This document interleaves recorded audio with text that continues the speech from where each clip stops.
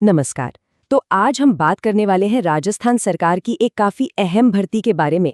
ये है 2026 की वनपाल सीधी भर्ती। चलिए इसकी सारी जरूरी डिटेल्स को एक एक करके समझते हैं। तो सबसे पहली और बड़ी बात, कुल पद कितने हैं? राजस्थान कर्मचारी चयन बोर्ड ने वनपाल के लिए 259 पदों की घोषणा की है। इस पूरे विश्लेषण में हम क्या क्या देखने वाले हैं? सबसे पहले भर्ती का एक ओवरव्यू लेंगे, फिर जानेंगे कि कौन कौन इसके लिए अप्लाई कर सकता है, इन पदों को बांटा कैसे गया है, अप्लाई करने का पूरा प्रोसेस क्या है, और आखिर में सबसे ज़रूरी तारीखें और कुछ खास बातें। ठीक है, तो चलिए शुरू करते हैं और इस मौके की जो बेसिक डिटेल्स हैं पहले उन्हें समझते हैं। तो जैसा कि नाम से ही साफ है, पद है वनपाल का। और सैलरी की बात करें तो ये पे मैट्रिक्स लेवल 8 के हिसाब से होगी, जो कि एक बहुत अच्छा पे स्केल है। हाँ, शुरुआत में 2 साल का एक प्रोबेशन पीरियड रहेगा जिसमें एक फिक्स सैलरी मिलेगी। अब यहाँ पर एक बहुत बहुत ज़रूरी बात है जिस पर ध्यान देना होगा। इस पद के लिए सिर्फ वही लोग अप्लाई कर सकते हैं जिन्होंने 2024 की सीटी यानी समान पात्रता परीक्षा, वो भी सीनियर सेकेंडरी लेवल वाली, पास की हो। तो ये एक तरह का पहला फिल्टर है। अच्छा, तो अब ये जानते हैं कि इस भर्ती के लिए कौन कौन योग्य है, मतलब कौन अप्लाई कर सकता है। एजुकेशन की बात करें तो क्वालिफिकेशन बहुत सीधी सादी है। किसी भी मान्यता प्राप्त बोर्ड से 12वीं या जिसे हम सीनियर सेकेंडरी कहते हैं, वो पास होना जरूरी है। उम्र की बात करें तो सीमा 18 से 40 साल है, लेकिन यहाँ एक बहुत बड़ी राहत दी गई है। क्योंकि ये भर्ती पिछले 3 साल से नहीं आई थी, इसलिए सभी उम्मीदवारों को ऊपरी आयु सीमा में 3 साल की एक्स्ट्रा छूट मिलेगी। ये वाकई उन लोगों के लिए एक सुनहरा मौका है जो शायद एज बार होने वाले थे। और ये छूट यहीं खत्म नहीं होती। राजस्थान के जो मूल निवासी हैं उनके लिए अलग अलग कैटेगरी में और भी छूट है, जैसे कि SC, ST और OBC के पुरुष उम्मीदवारों को 5 साल और इन्हीं कैटेगरी की महिला उम्मीदवारों को तो 10 साल तक की छूट मिल रही है। सिर्फ पढ़ाई या उम्र ही नहीं, कुछ फिजिकल स्टैंडर्ड्स भी हैं जिन्हें पूरा करना होगा।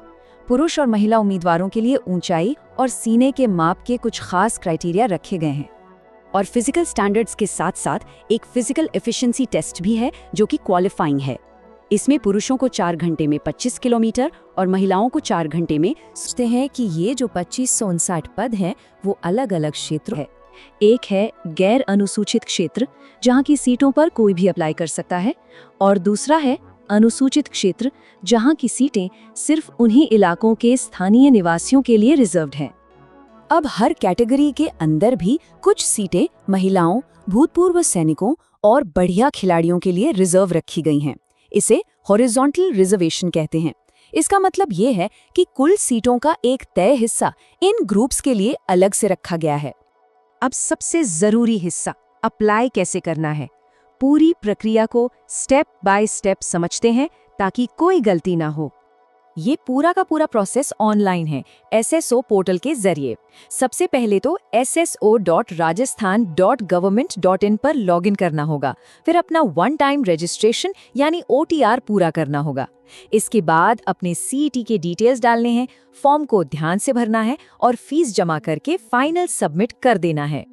हाँ, इस रजिस्ट्रेशन के लिए एक 1 टाइम फीस भी है जो हर कैटेगरी के लिए अलग अलग है। और एक बात ध्यान रखने वाली है कि जो उम्मीदवार राजस्थान के बाहर से अप्लाई कर रहे हैं उन्हें जनरल कैटेगरी में ही गिना जाएगा। चलिए अब आते हैं सबसे ज़रूरी बातों पर, यानी कि तारीखें और कुछ आखिरी पॉइंट्स जिनका ध्यान रखना बेहद ज़रूरी है। ये तारीखें अपने कैलेंडर में अभी मार्क कर लीजिए। एप्लीकेशन विंडो 6 जनवरी 2026 को खुलेगी और 4 फरवरी 2026 को रात 12 बजे से ठीक 1 मिनट पहले बंद हो जाएगी। तो बेहतर है कि आखिरी दिन का इंतजार बिल्कुल न करें। और आखिर में कुछ बहुत ज़रूरी बातें जो पूरी प्रक्रिया में काम आएंगी। पहली, फॉर्म सबमिट करने से पहले हर जानकारी को 2 बार चेक ज़रूर कर लें।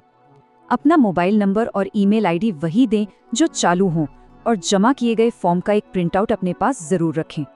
और इस मामले में नोटिफिकेशन में साफ साफ लिखा है, बिल्कुल सीधे शब्दों में, कि अगर जानकारी गलत या अधूरी हुई तो फॉर्म बिना बताए रद्द कर दिया जाएगा।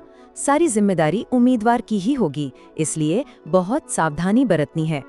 तो सारी जानकारी अब सामने है। राजस्थान के जंगलों की सुरक्षा की ये जिम्मेदारी एक बहुत बड़ा अवसर है। सवाल बस एक ही है, क्या उम्मीदवार इस बड़ी चुनौती और जिम्मेदारी को उठाने के लिए तैयार हैं?